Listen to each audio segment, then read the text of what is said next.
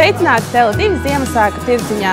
Šogad Tele2 kopā ar Transkom darbiniekiem ir savākušies kopā, lai realizētu Bērnu Kliniskās universitātes projektu Mazo ārstu skolu. Šajā skolā bērni varēs redzēt medicīniskās procedūras, kā tās notiek, un sagatavoties tām bez asarām.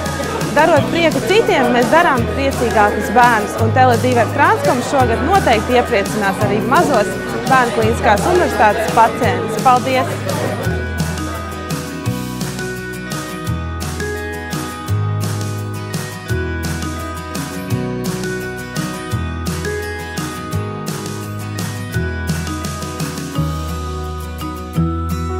Var paziņot, ka esam izpildījuši arī mērķi, un mums ir ietirgoti